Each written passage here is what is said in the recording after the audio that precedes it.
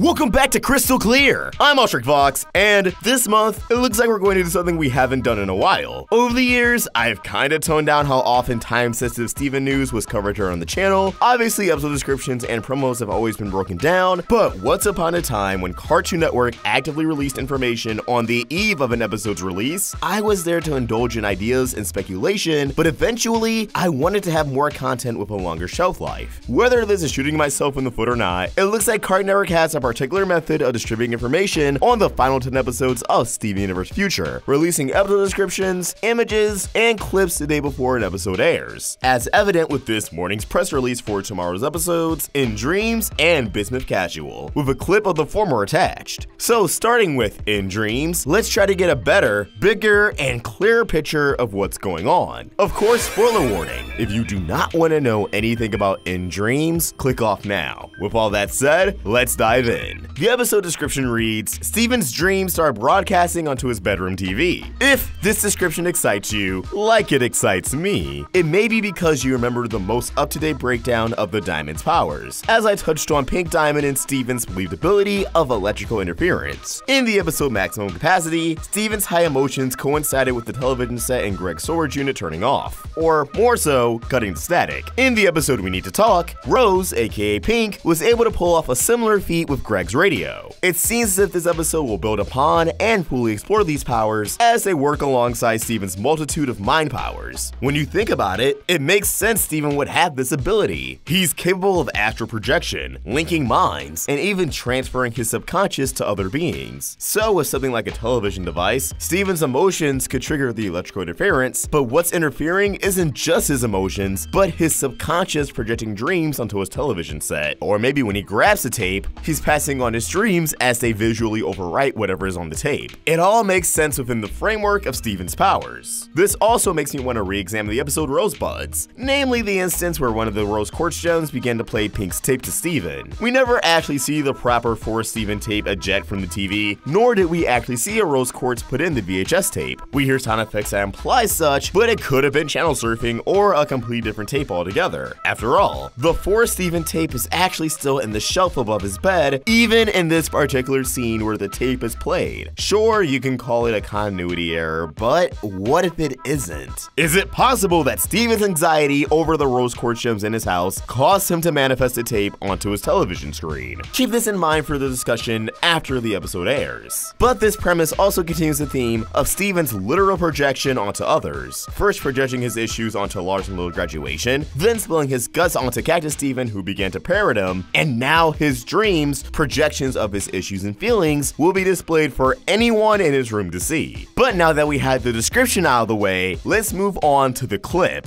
which only one was provided in this press release, so Bismuth Casual will not have an accompanying clip. The aforementioned clip and assumably episode opens with Steven on a late night stroll, stumbling upon a party at the beach house. Steven remarking that he can finally party now that the universe is saved, which really puts things into perspective. The pressure of having to save everyone was always bothering him throughout the original series, so he should finally be in a position where he can relax and unwind. But that's the key word, should be. We know that hasn't exactly been working out. One side of the party features Lars and the off-colors, those who Steven feels have already left him, while the other side features Garnet, Amethyst, Connie, and Onion, those who Steven are afraid of losing. Not sure how relevant Onion can be, but considering what we can decipher from these upcoming episodes, these handful of characters may foreshadow the conflict Steven will have to endure sooner rather than later. Steven attempts to join in the fun, but the door and window vanishes before his eyes. He tries to grab his friend's attention, only for a booming Cookie Cat Obsidian to inform him that no one needs his help, asking Steven why he's still here, which is a very heavy line of dialogue to just casually drop. Remember, Cookie Cat is kind of a visual representation of Steven's human half and gem half, alongside an interpretation of Rose Quartz and Pink Diamond, the two sides to his mother. So in a way, a reflection of Steven and his journey is what's getting under his skin here, trying to invalidate his existence at this point in time. This voice could just be a one-off gag, but honestly, it made me think of the concept of hearing negative voices inside your head, pushing one oneself to toxic behaviors and believing things that are far from the truth. This voice could persist in Steven's mind, and I know this sounds kind of reachy with the minimal context we do have, but it's the kind of voice I could envision a giant kaiju-like being possessing. Maybe, just maybe.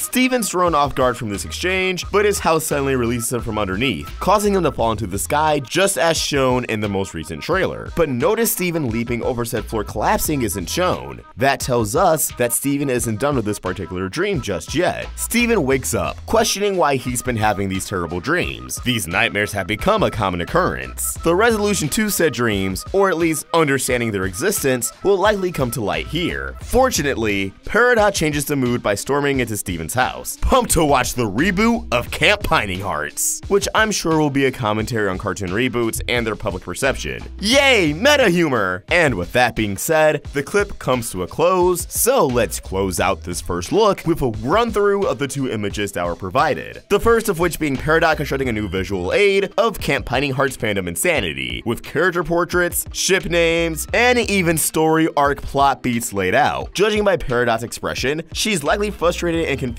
by the changes found in the reboot, already favoring the original series, which I'm sure will be a great scene and gag to revisit should Steven Universe find itself rebooted down the road. Again, to me it's just kind of average meta commentary, as more and more cartoons are making gags at reboots, but I don't have anything against it. It just seems as if the Crewniverse has something to say about the stigma centered around said programming. Another image features the return of adult Steven, wearing a life jacket, which lines up with another shot of Steven from the recent trailer, glowing pink and hyperventilating in a canoe, also sporting a life jacket. I believe this scene is also a dream. Steven reflecting on his maturity and the fact that he's not getting any younger. The future is approaching fast and he has no idea what he wants to do with his life. He feels as if everything is just evading his grasp. Time is flying by and there's nothing he can do to stop it, which of course would cause his aging powers to trigger in the dream, returning to this familiar mature state. But notice that adult Steven now has more defined abs and a bit more slim than his appearance in Too Many Birthdays. It looks like Steven's dietary changes and training over the years affects his hypothetical older ages, which is why we'll never truly learn what adult Steven will look like unless there's a proper time skip, because Steven will always be physically changing up to that point. I'm hoping this episode will be a firm Peridot and Steven adventure. First they watch Camp Pining Hearts, but then the tape gets interrupted with Steven's dreams. This becomes a bit routine, and Peridot, someone we know has become familiar with sleeping and likely dreams and how to experience them, will have the desire to get to the bottom of what these dreams mean. It lines up with her analytical nature, and I'm hoping that this will have a heartfelt moment with Steven and Peridot, this episode being Peridot's closure of sorts. Not to say that she won't have any spotlight in the remaining episodes, but that this one will be the last big Peridot focused episode.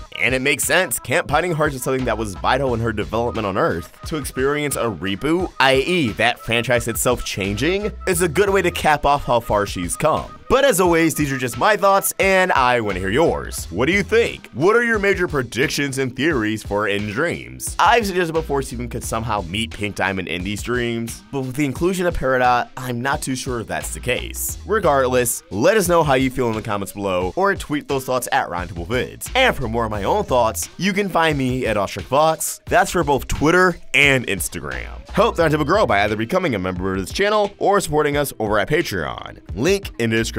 If you enjoyed this video, please sort of like and subscribe to the Roundtable for more great cartoon content. Thank you for watching, and I hope you have an awesome day. Vox signing out.